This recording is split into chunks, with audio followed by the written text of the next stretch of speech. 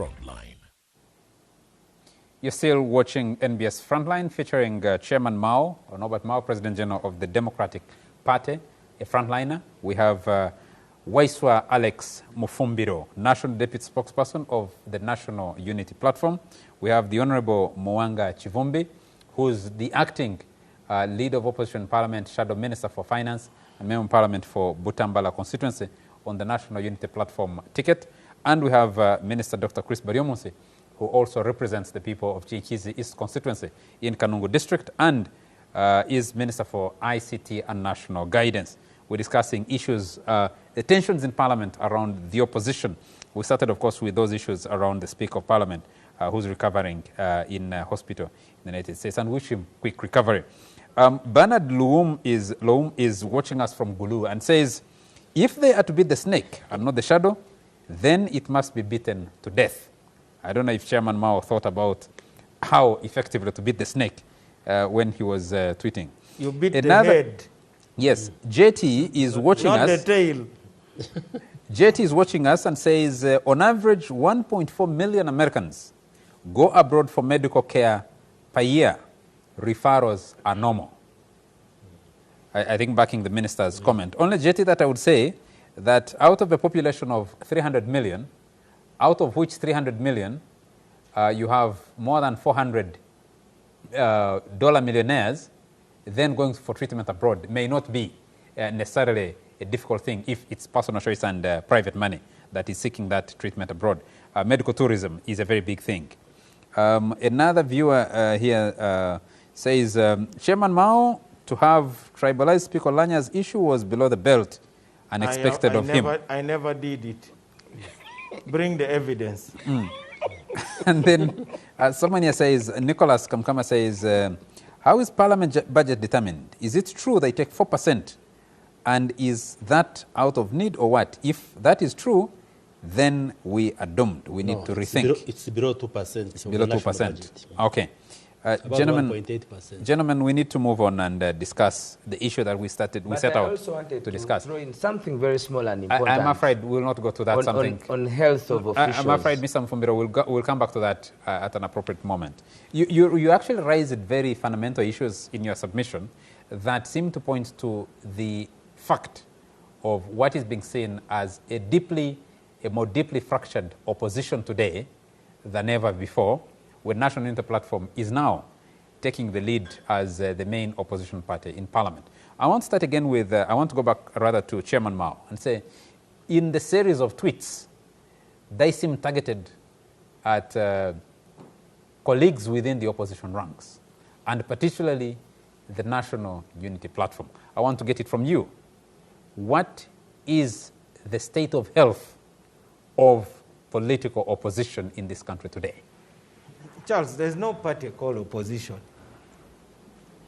We have individual parties.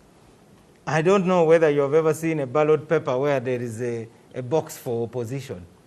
It doesn't exist. It is a number of people who want to frame themselves as representing the alternative.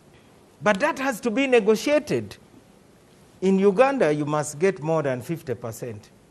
Therefore, we need to have a culture of galvanizing around issues. If you come together without issues, like the KY-UPC alliance, it ends in tears. In 1996, UPC and DP agreed and formed what was known as the Interpolitical Forces Corporation, IPFC. IPFC. 1996. It was based on issue to ensure that the promise of democracy is kept. You could see Dr. Semogerere standing shoulder to shoulder with Cecilia Ogwal of UPC in Luwero Triangle. It was uplifting and unifying to hear Dr. Semogerere refer to a UPC that tormented DP as my sister. It was conciliatory. That's not the picture we have today. In 2006, there was something separation to personality-driven cooperation. That's 10 years later. Yes. 2011, there was IPC, Inter-Party Cooperation. In DP, we met as the leaders of the party and decided that we would not join, which is our right. I don't want to run the affairs of any other party, and I don't expect any other party to even think of running the affairs of DP. So we were denounced. We were accused of working for NRM. They said we were sponsored by NRM. My presidential campaign was reportedly sponsored by NRM. That was now FDC rubbishing us. They even accused me that my former wife was working in State House. A lot of lies. So I wondered. But even then, they had an agreement which they never kept. Olaro Tuno was part of IPC. I saw him dominating to be president. Mabike was, as president of SDP, was the agreed mayoral candidate for Kampala. They betrayed him. They supported an independent, Elias Lukwago. Dishonesty is at the heart of the failure to unite. And if I have made a wrong decision as a party, that is my decision. You don't have to blackmail me and present me as if I am the worst in the world. So every party has got the right to present its That case. was 2011. Yes. Now, 2016, You had TDA. we had TDA. I was very sick in hospital. I came out, the TDA protocol had been signed. I knew about it and I approved of it as party president. Now it came to negotiation of who will become the flag bearer. The FDC, of course, presented Kano Kiza Besigye. And then they said, Amama Mbabazi is too new in opposition to be trusted. And we said, but when you left NRM, the Bush NRM, not the one, the party, 15 years earlier. to become a presidential candidate, the DPs embraced you. They never questioned you. So why don't you think that this person shouldn't also be given the benefit of the doubt? So the TDA split. And then we had the Kano Besigye in the ballot and the Kiza Besigye. 2021, the story will be told in detail later. But I can state briefly that in DP, we believed that DP had the ability to lead the charge for change institutionally. We went into negotiations on who would be the face of that momentum. Our first proposal was the leader of People Power at that time, before NUP, is somebody who is capable of being a magnet to attract the young people, because the NRM has been having a gap between itself and the second runner-up of about 2.5 votes. And we thought that the Honorable Chagulanyi would close that gap. But I also knew the contradictions in the opposition. I wrote an article in 2017. I'll send you a copy. It was titled, How the Mighty Fall. The Bobi Wine Displacement Factor in Chadondo East. As a thinker and a public intellectual, I realized the turbulence that entrance was going to cause. In my speech, when we launched the reunion, of which Mwanga Chivumbi was at the core and Wesa Mufumbiro was at the core, I said, Bobi Wine is like a waterfall. A waterfall, if it is not dammed to generate electricity, it can cause a flood. That was my speech in Makerere. So we said, DP will build that dam. Unfortunately, the contradictions within DP also undermined efforts at cooperation. At the end of the day, to cut a long story short, I was even ready to push a constitutional amendment to the DP constitution to provide that for 2021 elections, the president of the party may not be the presidential candidate. Honorable Chivumbi knows about that. For reasons I don't want to go into now, you'll have to wait for my book. That thing failed. We didn't give up. NOP was launched. Don't you think that viewers of the Frontline deserve? You're about to start harassing me about time. That's why I'm cutting the story short. Yes, but some bit of detail of that story should be told. I told a bit of that story on Face Off, you remember. Yes. But I will repeat and say that we had contradictions in DP. And those contradictions undermined efforts at cooperation. But we were willing to bend over backwards because we knew that Ugandans are thirsting for change. So, whereas as a result of the usual blackmail, now I was presented, why is Norbert Mao contesting for president? He has been paid by NRM. People went on TV to allege figures ranging from 6 billion to 16 billion. I've not seen that money. If it is on the way, please, I need it. Because You have officially requested. no, I wouldn't mind it because in any case, but jokes aside, that approach of grandstanding and telling lies and blackmail simply because somebody is not agreeing with you. So things move from disagreement to conflict. Not every disagreement should degenerate into conflict. Now, when NUP was formed, of course, at the heart of it were key DP leaders, 10 members of parliament who left DP. I still picked the phone and called the NUP leader. And I told him, now you have formed NUP. Many of my members are with you. I accept that. Let us now be good neighbors. We are no longer in the same border, but we can at least coexist. I then proposed, can we form the People Power Alliance now, whose membership are now these parties? So you cannot... What was the response? Well, he welcomed the idea, but nothing was done. For us as DP, we presented a written framework. We called it the Grand People's Coalition. Before even the 10 MPs left DP, the Grand People's Coalition even had these elaborate agendas. It was a three-phased struggle. Assuming that we are heading to a transition, we said we must unite Ugandans this side of the bridge where the transition is, and we struggle together.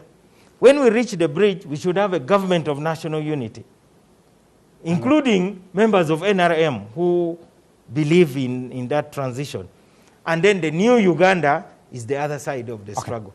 That was the three-phase. Let's hold it at that on the three-phase and bring in the other members of the panel. I want to jump to Honorable Mwanga Chivumbi because Chairman Mao keeps referring to you. You knew what was going on. Then you were DP.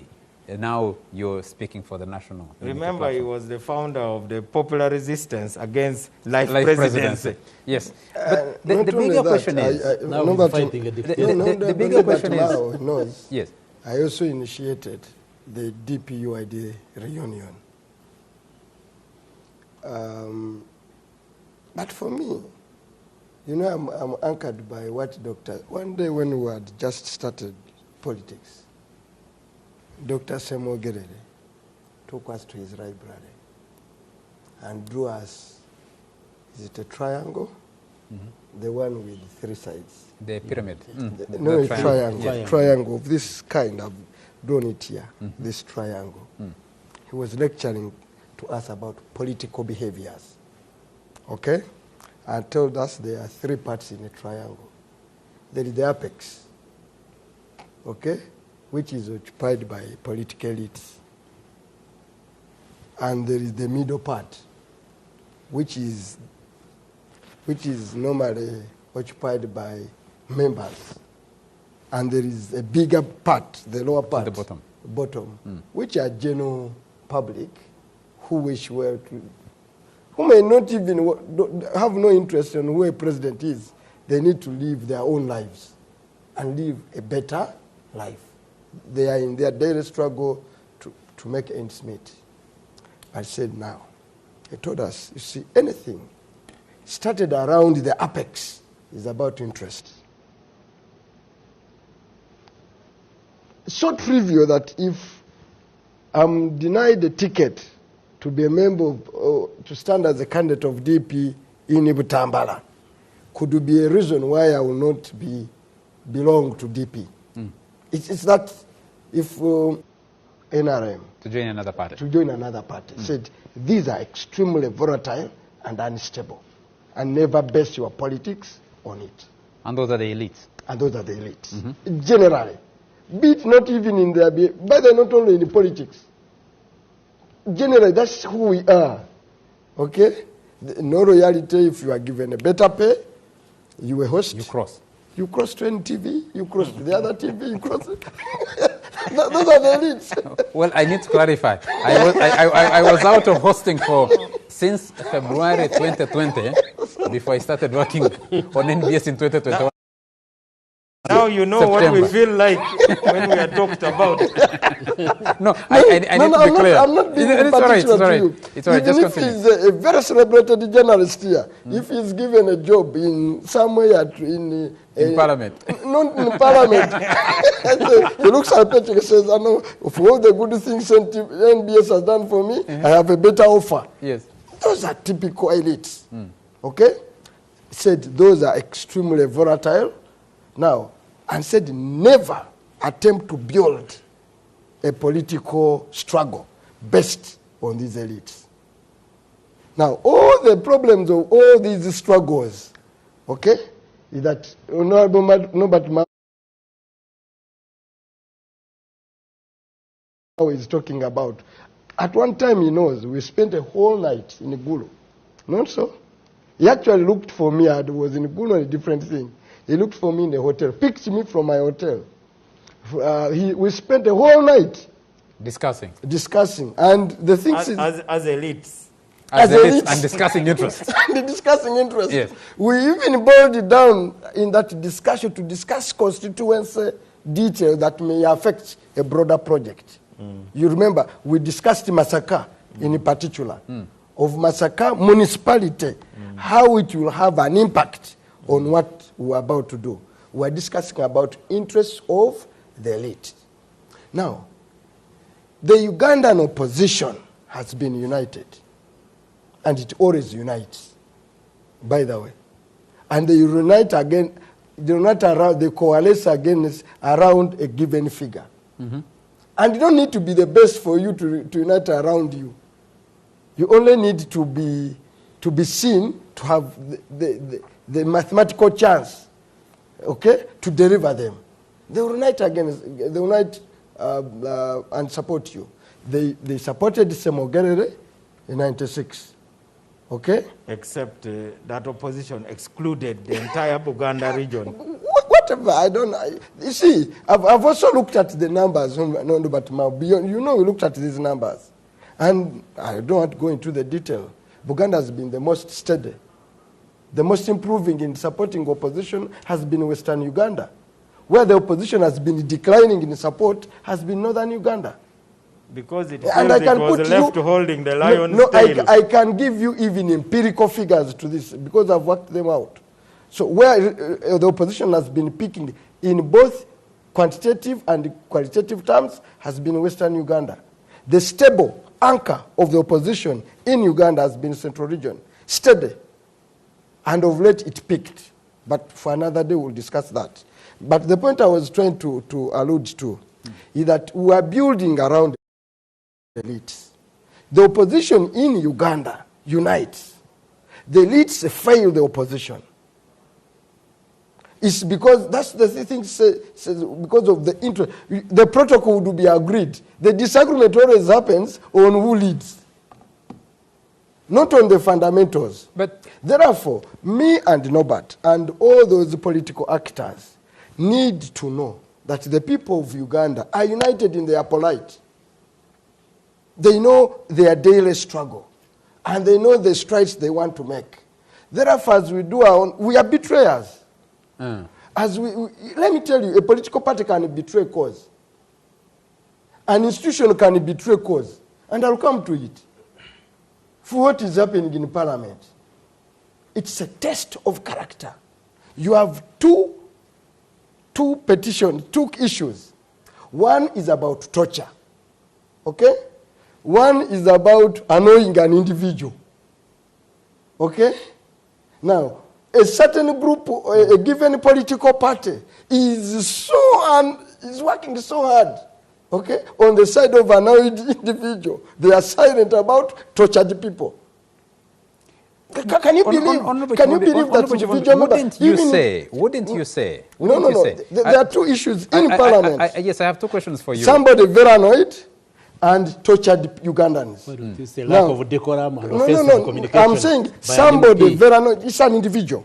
Very annoyed. They said indecent things against. The two were meeting today. No. I think I've seen pictures of the two meetings. That is No. I know. I'm the leader of the opposition. So the meeting hasn't happened. Okay. I'm the leader of opposition outside the parliament. No. Fair enough. Fair enough. Please continue. Can you believe in this Parliament of Uganda, we have two petitions. On one sheet, we want people to line up against torture. Okay? On the other, somebody got certain indecent things we are saying against. She feels tortured. She feels tortured psychologically. Abusive communication by a member of parliament. Members of parliament. But members of parliament, decent members of parliament, and with due respect to my colleagues, okay? Where do they stand? Do they stand on the side of the tortured people or somebody who is... I think the bigger question, Honorable Mwanga Chivumbi, for our people, the people viewing us and for Ugandans, is what does that say about what Mao called the forces of change within Parliament? No, the forces of change within Parliament. Number two. Yes. I have two questions. Question number two, he laid out the progression of from where it were in 1996 with the IPFC to 2021 with the fissures that we see in Parliament. Looks like at every turn, and he was giving it a 10-year cycle until 2006. When you go into 2011, 2016 TDA, 2021, which he said he's writing Charles, in a book. I think there's a disequilibrium. Like I said, when I talked about the Bobby Wine displacement factor, society moved through disequilibrium, disruption, then a new equilibrium is established. So we are in this stage where there's a disequilibrium. We need to meet to have a new equilibrium. Yes. Because and this equilibrium has a context. I think it was 2011 at the swearing in when your main opponent, chairman of the NRM, president of the Republic, goes to Kolola and says, this opposition, I'm going to finish it. And I think you must have been in that session in Parliament when the Kenyan president was visiting, President Uhuru Kenyatta. And the president vowed with his party that he was going to finish the opposition. Now, many people standing on the outside think, wait a minute, if you listen to Norbert Mao and listening to you now, the opposition is actually on the precipice. No. Incidentally, that's why you are wearing on the spectacles of the elite. And that's where you come from. And you said we belong together in the elite. Yes, that's why you have a problem of the specs you are putting on, are those of the elite. The opposition in Uganda, in qualitative and quantitative terms, has been growing. And it's a steady growth. Even in Parliament, actually, the president lost that one. Even in Parliament, he said by the next election, there will not be opposition. Actually, you have more numbers in Parliament the big question is, do you actually have more numbers in opposition, or do you have more elite united around interests, trooping from the Democratic Party into National Unity Platform to gain an advantage to get into Parliament? No. Or the other elected positions? No. I know. For instance, I would have won my constituency. This one I can tell you. Even if I'd been on the DP ticket. Because the president of DP... How many are in your position? I can tell you, the president of DP has never stepped in my constituency to campaign for me. Even I did in 2011. Even when I was even a by-election. I was there in your by-election. You did not even turn up.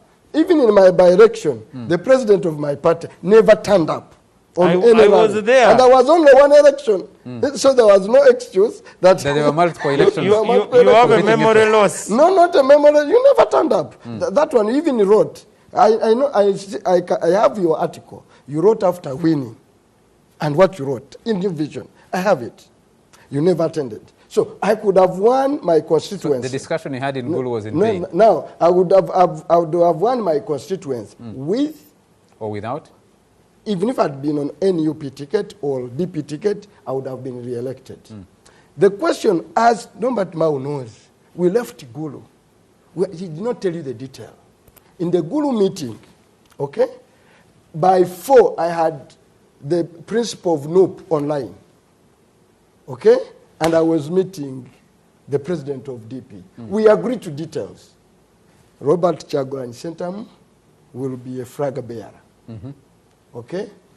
Honorable Norbert Mao will stay as the president of the Democratic Party. Okay? We agreed on what he has alluded to, the amendment to the Constitution. Okay? But what happened? I was to drive from Gulu by 4:30 to come and meet Bobby Wine, okay, the president of NUP, by 8. To hammer out this agreement. By the time I crossed... At that time, NUP wasn't there. No, by that time, NUP had been formed. No. By that time, okay, whether NUP had been formed. By the time I crossed Karuma, and I'll tell you why, and I never called him again. By the time I crossed Karuma, actually, the president of NUP calls me and says to me, you man, the details of the meeting you've had are now online. The president of DP had posted details the discussion you spent of the details we had in the night. Okay, I said, how could this be? So the next day, I won't tell you the behavior the next day, you had agreed. He said, I'm only in 2 days. You know the details. He was going to his farm. He said, I'm only in Gulu for 2 days. Immediately, I'll be leaving Gulu. I'll give you a call.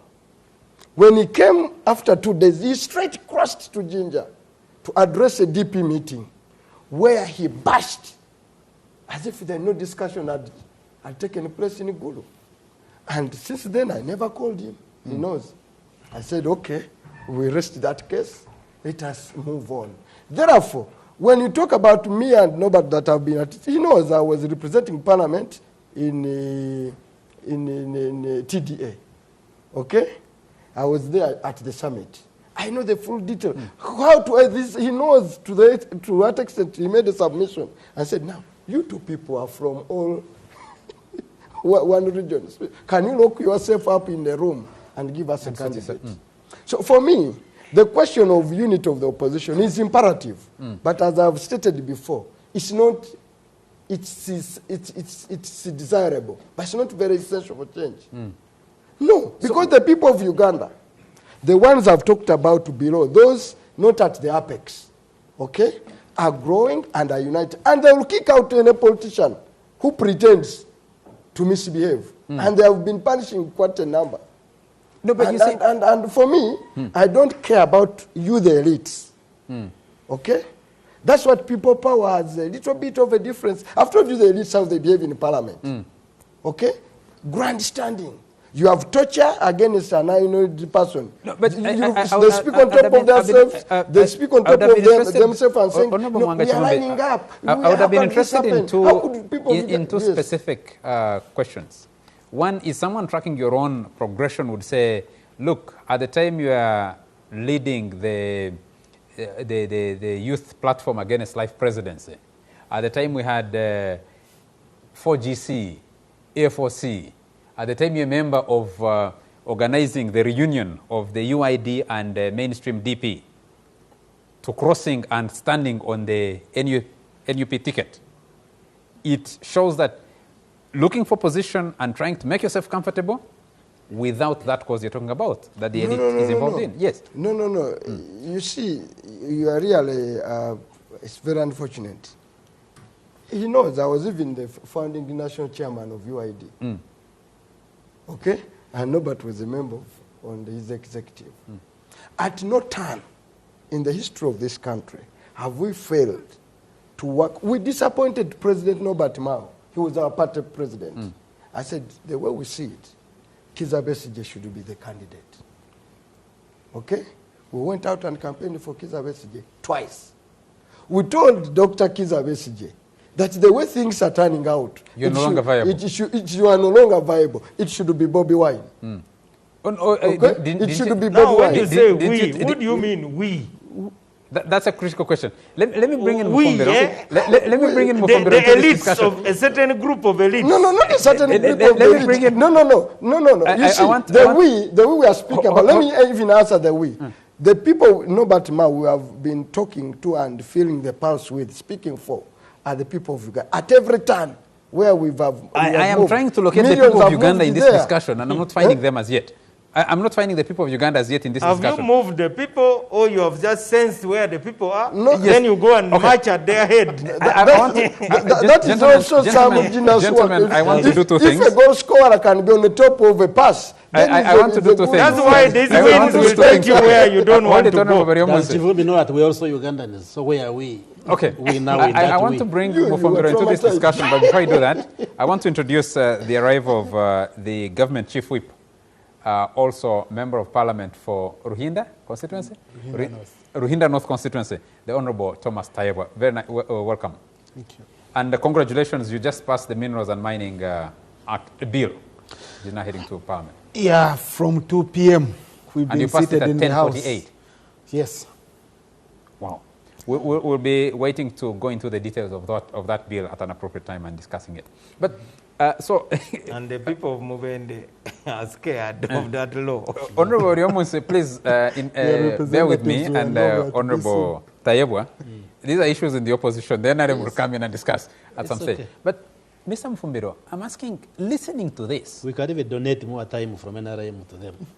listening to what the exchange of very senior party leaders in the opposition, tell us the detail of the deterioration of the focus towards causing change. Many Ugandans ought to be concerned and saying, what exactly is going on? What Mwanga Chivumba has talked about and what Honorable Ma has talked about, they've talked about issues in DP, NUP. We haven't even gone to the Uganda People's Congress. We haven't gone to the Forum for Democratic Change. We haven't gone to PPP. We haven't gone to SDP and the other political parties. The bigger question is from where you sit. People Power, NUP. How are you reading what is going on in Parliament from the party secretariat that has sent these members into the House? First and foremost, from the point of view of the Secretariat, you see, the National Unity Platform is anchored on reality and the existentiality of people power. Now, people power is the baseline. It is the baseline. That is why at the time, when everybody thought it was impossible to have a political formation for Ugandans to rally behind in unison for the causes they have been fighting for against the regime for the last 36 years, it was easy for them to get into an institution, form it, accept it, and move forward. That was the umbrella. So the baseline and capacity to form that quick in 2 months is the people power that I'm talking about. Now, we are premised on, the politics of Uganda today is multi-party dispensation. Therefore, constitutionally, the periodic elections and what are competitions of political parties. Now, the existence alone of people power at the time, you remember all other leaders. There were leaders who said they could not negotiate with an institution which was not formalized. There are those who believed that it was a wave, and immediately after 2021, it would no longer exist. There are those who thought, yes, that this, the coming of our generational leader was a matter of a magnet. But it was beyond a magnet. It was a magnetic inspirational voice that would easily have the information of change and removing the dictator cut across all ages, the old, the young, the youth, the unemployed, the employed, those from the west, those from the north. And we did achieve that. Now, the modus operandi of the existing opposition for the last many years, I think, has been affected by comfort. And it is not happening today because the opposition started in 2005 in terms of multi-party dispensation, not with NUP. In fact, NUP has played a bigger role to the growth of numbers of the opposition because unprecedentedly, an addition of more 57 new addition to the might of the opposition in parliament. Efforts of the National Unity Platform. You know constituencies like the one of Geoffrey Lutaya. It was liberated. You know the constituency of Honorable Kasolo. Even at the East, when he killed people, they still stood firm to the people power nomenclature. And went ahead. I think the bigger question, Mr. Mufumbiro, that people will be asking is, what is that? How do people feel that? What I am telling you feel is, those numbers? Well, the people feel betrayed when the voices they think are supposed to propel the message higher is not propelled to the level. But then they are not deflated of the energy of the causes that they are fighting for. And there are many out there than those that you see at parliament, than those that you see in the local councils. There are those that are working day and night to see that the ethics and integrity that they stand for against the regime remains intact. And that is the energy that pushes Ugandans to still remain out there and fight and grow every day. Today I am here on such a platform discussing how much we can foster this. It would not be maybe possible if it was not for people power, but because there is growth, there is generational growth. And this is not about, I have heard people think of Honorable Chagulanyi having gone to other political parties. Yes, the meeting might have been his, but Chagulanyi was different. The people who, his upbringing, because the elites were around, we had professors, we had lecturers, we had doctors in parliament for many years. None of them ever thought that they would come and run for president because they had been accustomed to being under one guidance, especially even those in the ruling regime. But somebody comes into parliament, he discovers that even the parliament we are talking about is a sham institution. You know, it is a sham institution. If you look at, it has no respect. It was attacked. Members of parliament were dismembered. I remember the way they picked Norbert at the time from the gates. Those stories and memories cannot go away. So when he discovers that it is a shambolic parliament, he knows that there's more work to do. And he propels many young people. And today that is why you see the regime is torturing, it is bribing, it is killing, because they believe that they can stop the idea. So we should stop looking at the lenses of the elites making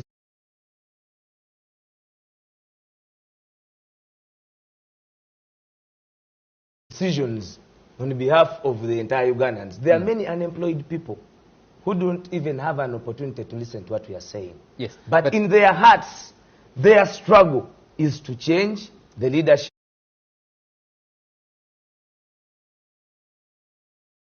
of this country. I think the bigger question is, how are you showing Ugandans that you're actually trying to actualize those aspirations? But let me move quickly to the Honorable Thomas Tayebwa. As government chief whip, you wrote a letter. The opposition was ganging on the question of torture, wanting to censure the Minister for Security. You wrote a letter that was as partisan can be, to say this matter is an attack on us as a political party, is an attack on our leadership. Please don't even listen. Don't append your signature to that. And the bigger question many people are asking is that from where you sit, is vibrancy of political parties important for the country, not for the ruling party? No. Do you think, as government chief whip, as you rally, as you whip the members of your party to toe the government line, when you look over, people are saying NRM, Tayebwa and his colleagues are actually, like Chinua Achebe said, you're putting a knife on whatever was holding them together and things are falling apart, which you celebrate on your side. No, you know, Charles, to begin with, you see, from our side, we have our mechanism of handling our own issues. Okay? We have our own mechanism. If we have issues that we would want to sort out, we call a caucus, we sit in, we present our issues, we have diverging views, listen to, and in the end we build a consensus. Now, that letter, when you say it was partisan, what would it be? It was addressed to my people. Yeah, so you wanted it to be non-partisan? Maybe it has also been non-partisan because I know there are many opposition members who are not going to sign that motion. And I've talked to some of them. Because it was misconceived. I know they targeted a certain individual whom they've always targeted, but an attack on one of us, like I put it, is an attack on all of us. So now you're trying to accuse me for having a cohesive house? You wanted to see chaos? We are just watching. You're enjoying the drama. No, we are having a popcorn. And I think even the time wasted on me, I think if they could exchange more, I would get more news. Huh? But what is very clear is that we have left them in their drama. We have focused on our work. You can't believe from 2 p.m. I've been in the house. They even had a minority report which was just sent in. So because they're boycotting now, the future, aren't they? a movement was volunteering maybe to read it on their behalf. The areas affected by artisanal mining, which is a very important issue we're handling today, are areas mainly occupied by opposition. There was none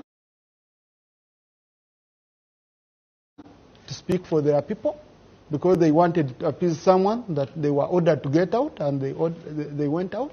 So today it was us who represented the people of Mubende, of Kasanda, of Buhwenju, fighting for them on their rights. Because when you walk out, when you're planning a walkout, what are you going to gain out of it? And 2 weeks are ending. I was chatting with my brother, the Honorable Chivumbi. He said they are returning on Tuesday. The house has been adjourned, sign, die. So when I don't go on Tuesday, you might be, you reach and you... And there will be no business. Most of us, me, Mufumbira, they have been coming for that. and very many people, we pass through the laboratory, political laboratory of Chivumbi, of Wasariro, of Norbert Mao. But the group they are getting out of these days is totally different. They used to discipline us very well so that we become well disciplined. We remain focused on a certain agenda. But now they are not. But my biggest concern, which I see... But you left. Which I see... How was it? Yes, well, I had... He fled. How was it well when he fled? No, I had to leave. I had to leave. I can and, see. And I'm watching. You're watching me, I'm watching you. So let's keep watching each other. But the good thing is, we always check on each other. Okay. That's what I love. Now, my biggest concern is... Spying on each other. No, we check on each other. My biggest concern, Charles... Checkmating each other. My biggest they're concern... spying on each other. My biggest concern is that all this fight and diversion has made us lose on getting a contribution from people who are sober. Like Chivumbi, Honorable Chivumbi, my brother, he has been contributing tremendously. Honorable Mathias Mpuga has been contributing tremendously. But from our investigation, we had the radicals, like my brother Waiswa here, who are saying Parliament is shambolic. You know, this contribution to policies won't change government. We need to go on the streets, be heard, you're soft. You know, this thing of saying you have contributed in a law, you have brought an alternative policy statement, it won't help the country. So we have in that group of radicals, which is not satisfied with the way the moderates and those pushing for policy changes are behaving. Thank you. And finally, you just also get surprised on some of the things being done. I saw some of the leaders moving around Europe saying, don't fund the regime in Uganda. The money we get from all these donors, it's money that does roads, that will go to electricity, that will go to water. It's not money that funds our convoys. Moreover, the leader of opposition has a bigger convoy than me, even if it was funding those convoys. Okay? So now, if you are saying you're appearing before Parliament and you are saying you want water, you want electricity, and you know in your budget, when we are passing our budget, you know when we are on resource mobilization, we have to borrow, we have donations, we have what? But you're moving around saying, don't send us water, don't send us electricity, don't send us money for this. Well, Honorable Tayewa, someone would say that if you don't have the money for the other things, you have to cut back on the things that may be less important, like the convoy. My friend Charles, when we are in that house, if there are any people who demand for those things, they are the people who are trying to cut off the funding. Okay. Honorable Bariomonse, I'll give you enough time after we take a very short commercial break so that when we start, you have adequate time to articulate your issues. Thank you very much. Let's take a quick break and we'll be back in a moment.